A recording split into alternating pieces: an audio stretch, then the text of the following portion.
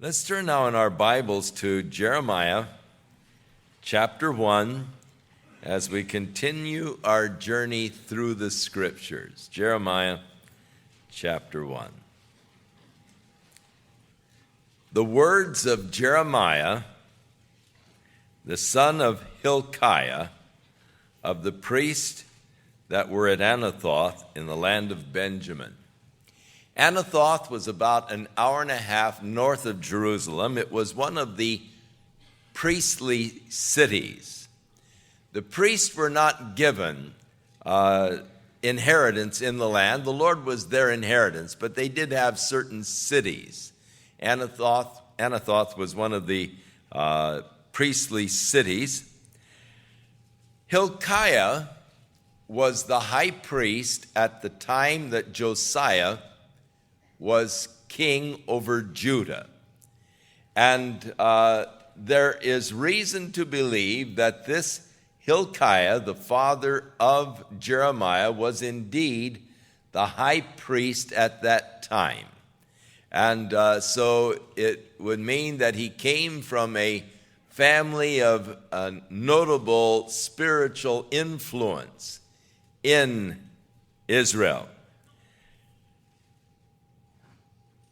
His uncle was Shallum, and Huldah, the prophetess, was the wife of Shallum. And thus, his aunt, Huldah, was the prophetess that they consulted when they found the words of the law. To whom the word of the Lord came in the days of Josiah, the son of Ammon, the king of Judah, in the 13th year of his reign. Now, Josiah came to the throne of Israel after the reign of Ammon. We were in Isaiah, and Isaiah prophesied during the reign of Hezekiah. Jeremiah is about 60 years after Hezekiah's time. When Hezekiah died, his son Manasseh took the throne. Manasseh was an extremely wicked king. He just killed the prophets of God. According to tradition, he had Isaiah the prophet sawed in two. In the book of Hebrews, it talks about how these men of God, of whom the world was not worthy, how they were killed and sawn asunder, or sawn in two. And it is thought that that is a reference to Isaiah at the hands of cruel Manasseh. Manasseh was totally evil. He led the nation in a downward plunge from which it never fully recovered. At the death of Manasseh, his son Amnon took the throne and ruled only for 2 years. At his death, Josiah came to the throne, but Josiah was only 8 years old when he became king in Judah. When he was 16 years old, he began a spiritual reformation. And during this time of spiritual reformation, they began to rebuild the temple, which had become wasted because of disuse. It had become a trash heap, and it had deteriorated, and thus they went in and began to remodel and refurbish the temple. In the 13th year of the reign of Josiah is when Jeremiah began his prophecy and his prophesying to the nation. It came also in the days of Jehoiakim, the son of Josiah, the king of Judah, and unto the end of the 11th year of Zedekiah. So these are the final days of Judah before going into captivity. The reign of Josiah, at his death, Jehoiahaz took the throne. Jeremiah doesn't mention Jehoiahaz, probably because he only reigned for 3 months before he was assassinated. And then when Jehoiahaz was assassinated, Jehoiakim came to the throne. Jehoiakim ruled for 11 years, and his reign was followed by Jehoiachin. But Jeremiah doesn't recognize him either. He was 8 years old when he started to reign, and he only reigned for 3 months. And so he was wiped out. And so it was a time of real civil turmoil and unrest, and thus those 2 short reigns are not recognized of Jehoiahaz and Jehoiachin. But the longer reigns were acknowledged here, and Zedekiah reigned for 11 years before he was carried away as a captive to Babylon. So Jeremiah lived during this whole period of the fall of Judah to Babylon. He lived through the sieges. He lived through the captivities, the destruction of Jerusalem, and the destruction of the temple. And he was called of God to prophesy in these days of great spiritual declension, days in which the nation had turned from God and had taken a course from which it did not alter, that was doomed to bring it to destruction, and ultimately did bring the nation to destruction. It is sad to see a nation die. And because this was the lot of Jeremiah, the interesting thing is that God was still speaking, though they had irrevocably turned against God and had taken the course that was destined to destroy them. God continued to speak. God just doesn't give up. And he continues to speak even after a person has taken a direction and course of life that is going to ensure that person's destruction. The Lord continues to speak, and thus was the case with Jeremiah. The marvelous thing is that God was still speaking to these people, still calling them to repent, still calling them to turn to God, though they did not, and it ultimately brought their ruin. They had false prophets, and it must be noted that the false prophets were encouraging them in their practices. The false prophets were saying that Jeremiah was a liar, that he was not prophesying of God, and that surely they were going to triumph over their foes. They were going to drive out the Babylonians. And these false prophets, the voices of the false prophets prevailed in Israel, and tragically, Israel was destroyed. So he prophesied to the end of the 11th year of Zedekiah, the son of Josiah, the king of Judah, unto the carrying away of Jerusalem captive in the 5th month. That would be the month of August. It's in the spiritual calendar of Israel, which began in April. So then the word of the Lord came to me, saying, so this is a recounting of the beginning of this experience of Jeremiah in hearing the word of the Lord. All through the book of Jeremiah, you're going to find this phrase repeated. The word of the Lord came to Jeremiah the prophet, saying. And as we read over and over how the word of the Lord came to Jeremiah the prophet, it is interesting, and my mind is curious, just how did the Lord speak to Jeremiah? The phrase, the word of the Lord came to me, saying. And was it an audible voice? Was it a still small inner voice?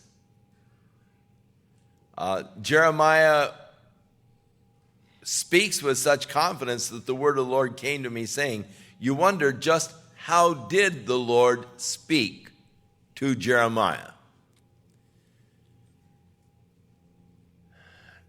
Today, people oftentimes use that terminology. Well, the Lord spoke to me the other day, and the Lord showed me, and we use terms like that. Rarely does a person refer to having heard an audible voice. I do believe that the Lord speaks to me and has spoken to me, but I must confess I have never heard an audible voice. Now, if a person declares that they have heard an audible voice of God speaking to them, I do not doubt that. I believe that God can speak to people audibly. I'm only making mention of the fact that he has never spoken to me audibly. On a few occasions, God has spoken to me in such a powerful way, it was almost audible. It was just such a way in which he spoke to me. It was as though it were an audible voice, but I've never really heard an audible voice of the Lord. With Jeremiah, it would appear that it was not an audible voice. We find the case where the word of the Lord came to Jeremiah saying, "Buy the field of your uncle, for it is coming up for redemption, and the right of redemption is yours." Now this happened when the Babylonians were besieging the city of Jerusalem. And at that time, Jeremiah was in the dungeon for his prophecies. The next day, his cousin Hananiah came to him and said, "My father has sent me to ask you to redeem his field, for the right of redemption is yours." And Jeremiah said, "Then I knew it was the word of the Lord that came to me saying, 'Buy the field.'" In other words, he had the impression, evidently, I ought to go ahead and redeem the field that belongs to my uncle. And when the cousin came and said, "My father sent me to ask you to redeem the field," then it was confirmation to his heart that it was really the Lord speaking to him. We'll talk more about that when we get to that portion of Jeremiah's prophecy. So the word of the Lord came to me saying, "Before I formed you in the belly, I knew thee." So it goes back even before conception. In the foreknowledge of God, he knew Jeremiah. In God's foreknowledge, he knew you. The book of Revelation speaks of those whose names were written in the book of life from the foundation of the world. God is omniscient. He dwells in a dimension that is so far above and beyond our dimension that it's impossible for us to comprehend him. And God, who dwells in the eternal, can speak of things as existing, though they do not as yet exist, because he knows they are going to exist. And so much of the Bible is prophecy written in advance, as God spoke of things that were not yet. They had not yet been fulfilled within the time continuum, though as far as God's eternal plan, they were already accomplished facts. So God's knowledge and calling of Jeremiah began even before he was conceived. Before you were formed, I knew you. And before you came out of the womb, I sanctified thee and ordained thee a prophet to the nations. Now you remember when John the Baptist was being carried in his mother Elizabeth's womb. And Mary, who at that time was pregnant with Jesus, came to visit her cousin Elizabeth. As she greeted Elizabeth, Elizabeth said, "What is it that the mother of my Lord should come to visit me? For the moment you spoke, the babe leaped within my womb." Now, John was ordained by God to be the forerunner of Christ before he was ever born, before he was ever conceived. Elizabeth was an old woman. The Bible says, well stricken with years. That means she was so old she was bent over, as older people sometimes are bent over. She was bent over with years. Zacharias was an old man. And as he was there performing the functions of the priest, and it was his lot at that time to offer the incense before the altar of incense. As he was there, the angel Gabriel appeared unto him and told him, "Fear not, I am Gabriel, I stand in the presence of God." And he said, "Your wife Elizabeth is going to conceive and bear a son, and thou shalt call his name John. And he shall go before the Lord to turn the hearts of the children unto their fathers."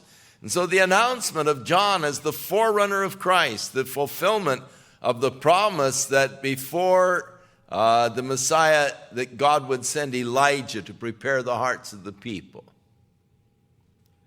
And so the father Zachariah questioned and doubted because of Elizabeth's age how that could ever be. He sought a sign, and he said, "All right, I'll give you a sign. You'll not be able to speak until the day the child is born." And so Elizabeth conceived. The child was destined even before conception to be the forerunner of the Messiah. God has a plan and a purpose for each of our lives. We're not here by happenstance. You have been created by God for a special purpose, for a special mission. You remember when the Jews were being threatened with extermination because of the wicked desires of Haman, the Persian, to destroy the Jews. And how that the king Ahasuerus had signed the decree. And Mordecai was urging Esther to go in and to get the decree rescinded or amended. And she was objecting because of the protocol of the Persian court. You just didn't go in unless you were called. And Mordecai said to her, "How do you know but what God has not brought you to the kingdom for such an hour as this?" That the whole plan of God, through all of the previous background, all of the things that have happened, your choice to be brought before the king, his choice of you as his wife to replace Vashti, Vashti's rebellion against her husband, her dismissal, how do you know but what God's hand isn't in all of this to bring you to just this point, this time, this hour? And the exciting thing about committing your life to the Lord is that God will bring about circumstances in order that he might fulfill his plan in your life and through your life. And every day is an exciting day because you don't know but what God maybe hasn't had all of the background and past preparing you for just such a time as this.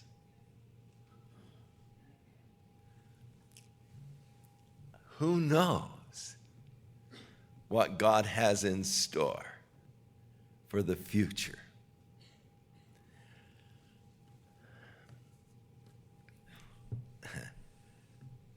The Lord seems to be opening up some extremely exciting doors for us.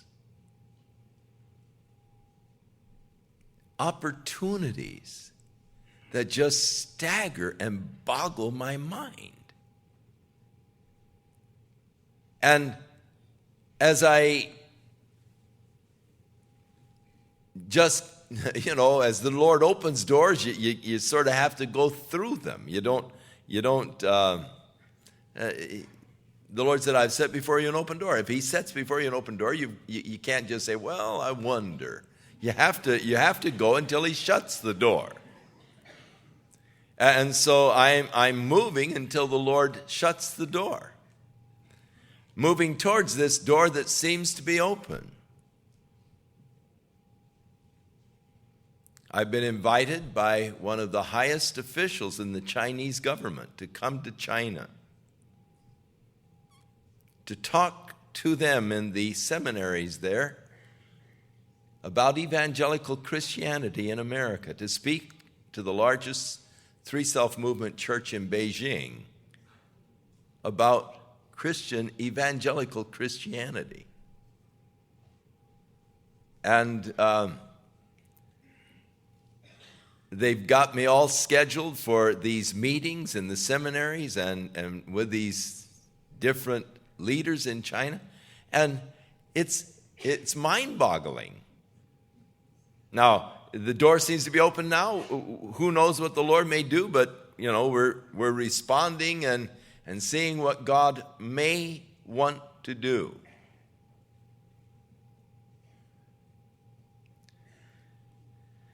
Who knows what the future holds? It's exciting because you know that God is in control, and that maybe all of the background up to this point is just preparing for this future that God has.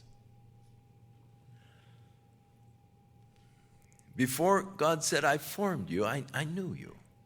Before you were born, before you came out of the womb, I had set you apart and I had ordained you to be a prophet to the nations. Now, though his primary prophecy was to Judah, he did also prophesy to the nations. And as we get into the book of Jeremiah, we will find him prophesying against Babylon, prophesying concerning Edom and other nations. And so God called him as a prophet to the nations. His response was, Lord God, behold, I cannot speak, for I am a child. The word child is usually a reference to a teenager, and thus it is thought that he was probably still in his teens at the time that the Lord spoke to him. The word of the Lord came to him and told him that he was going to use him as a prophet to the nations. And so you can understand his reticence.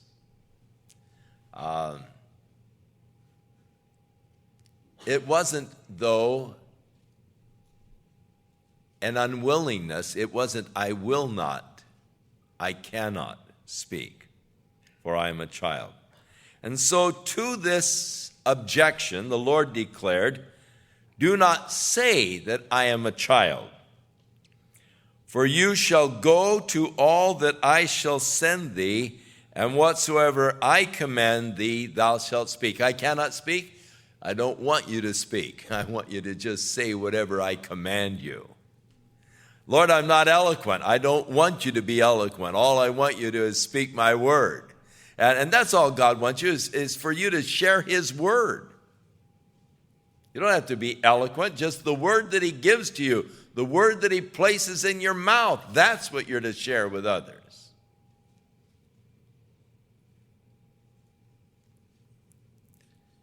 So don't be afraid of their faces, for I am with you to deliver you, saith the Lord. So, commissioned to go, to speak the word of the Lord, commissioned not to fear, for the presence of the Lord would be with him. Then the Lord put forth his hand, and he touched my mouth. And the Lord said unto me, Behold, I have put my words in your mouth. See, I have this day set thee over the nations, over the kingdoms, to root out, to pull down, and to destroy, and to throw down, to build and to plant. There are times when a nation has become so corrupt, so far gone, that there can be no rebuilding until it is, first of all, leveled. In some of these earthquakes, when a house has been shaken off of its foundation, there's no rebar in the bricks. The house is too far gone to try and put it back on the foundation and rebuild it. What you have to do is just, first of all, tear the thing down completely before you can start rebuilding, and you have to rebuild from the bottom up. Such was the case with the nation of Judah. And so his prophetic ministry was, first of all, tearing down that which was left, pulling it up by the roots, rooting it out. And then after it had been torn down and rooted out, then began the planting and the building. And so things are going to get a lot worse, basically, before they get better. You're to pull down, you're to root out, you're to destroy, and then you are to build and to plant. I really feel that the world and our nation has come to that point in history that Judah was, where it is too far gone to just try and rebuild. I think that government and all is just too far down the tubes. I don't think that it is salvageable at this point. I think that we're at that point of just being leveled. And then I believe the Lord is going to begin his building and his planting of the glorious kingdom. I think that we really have come to that stage of history where man has gone too far down the path that leads to destruction, and that there is really no turning back at this point.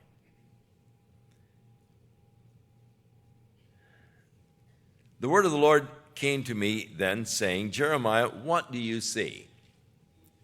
Now, he's going to have a vision at this point, and he's asking Jeremiah, what do you see? And he said, I see the rod of an almond tree. And then the Lord said unto me, you have seen well, for I will hasten my word to perform it. Now, you really need the Hebrew language to grasp this completely. The word almond in the Hebrew is awake. And the reason why the word almond is awake in Hebrew is that the almond tree is the first tree that begins to blossom after losing the leaves and all in the winter. The almond tree begins in Israel to blossom in the end of January. The 1st of February is when the almond trees begin to blossom. And so it is the first of the trees to awake from winter. And so literally the Lord said, "What do you see?" And he said, "I see the rod of an awake tree." And the Lord responded, "You see well, for I will," and the word hasten there is the word awake in Hebrew, "I will awake my word to perform it." Or I see the rod of a watch tree, and God said, "I will watch over my word to perform it." So the promise that God is going to watch over his word. He's going to perform his word. So he said to me the second time, "What do you see?" And he said, "I see a boiling pot, and the face of it is towards the north." Then the Lord said unto me, "Out of the north shall evil break forth upon the inhabitants of the land. For lo, I will call all the families of the kingdoms of the north, saith the Lord, and they shall come, and they shall set every one his throne in the entering of the gates of Jerusalem, and against all of the walls thereof round about, and against the cities of Judah. And I will utter my judgments against them, touching all their wickedness, who have forsaken me, and have burned the incense to the other gods, and worshiped the works of their own hands." So what do you see? I see this boiling pot in the north, but it's tipping towards the south. And God said, so out of the north there's going to come this flood of armies who are going to destroy, and of course it's a reference to Babylon, who though is east, yet is also, when coming into the land of Israel, came through Syria, down through the northern part of the land, Dan, and then on down to Jerusalem. So coming from the north and bringing destruction in her wake and conquering over Jerusalem. Now God says that he will fulfill his judgments against Judah for their wickedness, because they have forsaken God and have burned incense to other gods and worshiped the works of their own hands. Forsaken God and worshiped other gods.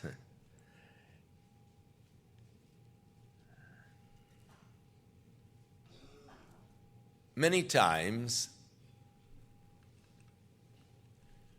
when a lady comes to me and says, "Chuck, I want you to pray for me. My husband said he doesn't love me anymore. He's moving out. He just doesn't want to live with me anymore." I will say to them, "Who is he interested in?" "Oh, I don't think he has any other girlfriend." I said, "No, I'm sorry to tell you this, but I've never seen a man move out unless he's moving in."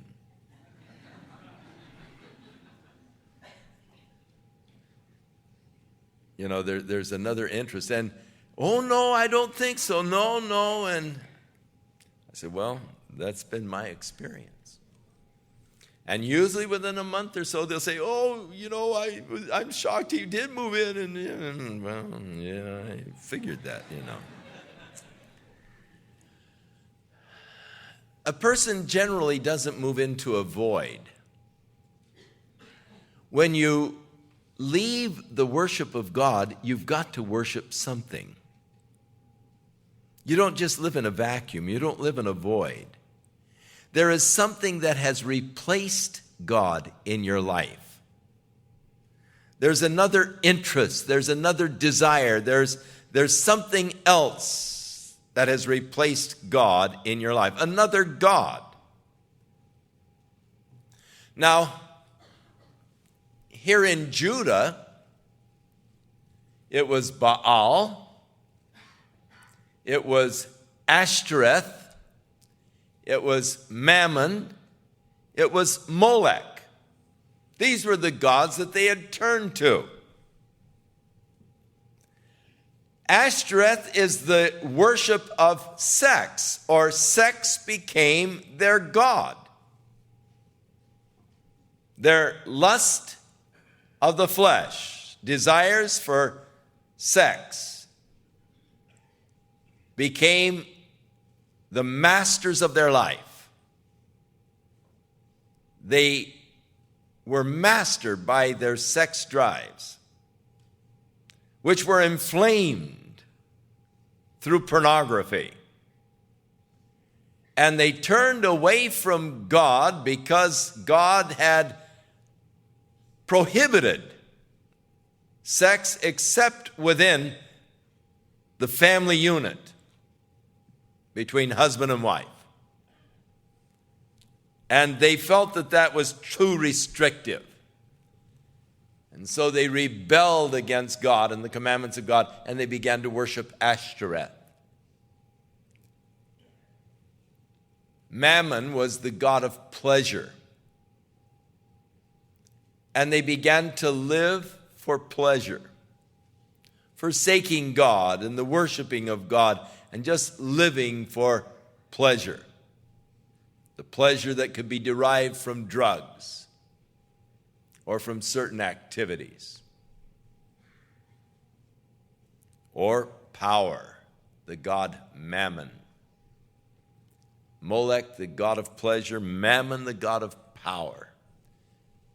And they started living for possessions, building fancy houses and things of this nature, and they became absorbed in their possessions. And they worshiped the works of their own hands.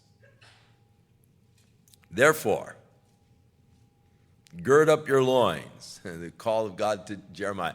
Now, girding up your loins, we've mentioned this before. The fellows wore skirts. Long skirts are hard to work in or hard to run in. So whenever you were going to go to work, you would lift up your skirt, tie it high with a sash so that you had a short skirt. And that way you could work. And so the girding up of your loins is always the tying up of your skirt with a sash to make it shorter so you could go to work, and or so you could run. So gird up your loins, arise and speak to them all that I command thee. Be not dismayed of their faces. Now again, the Lord is telling him that back in the beginning, the Lord said, don't be afraid of their faces. They're going to be looking in anger at you. They're not going to like what you're saying. You're going to see their faces contorted with anger as you prophesy to them. But don't let that turn you from my word. Don't modify what I'm saying. Don't try to appease them.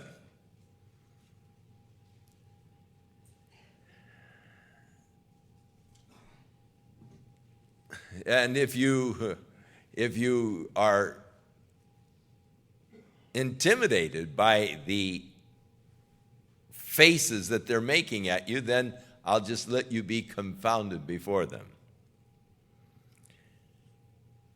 For behold, I have made thee this day a defense city. The Lord is saying, I will be your defense, Jeremiah. I will be the one who protects you. I will watch over you, and you will be as a defensed city and an iron pillar, brass walls against the whole land. You're going to stand almost alone in this, Jeremiah. But I will give you the strength. I will protect you. You're going to stand against the whole land, against the kings of Judah, against the princes, and against the priest, and against the people of the land. The land was corrupted. Priesthood was corrupted. There were false prophets. And Jeremiah, you're going to be like a lone voice in the wilderness.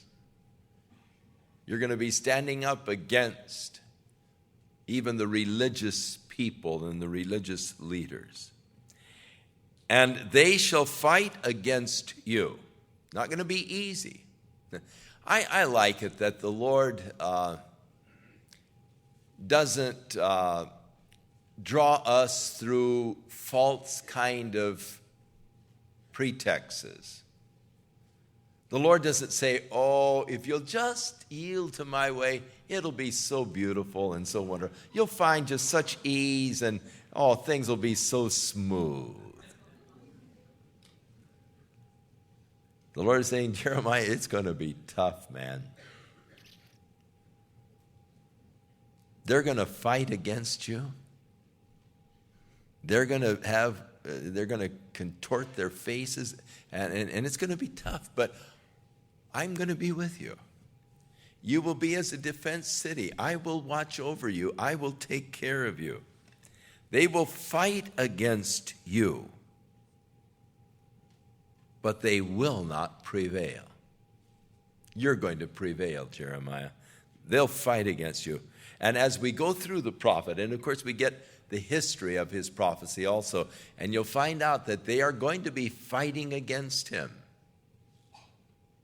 Just really fighting against him. The other prophets are going to be fighting against him. The priests are going to, he's going to be doing some things that are going to anger people.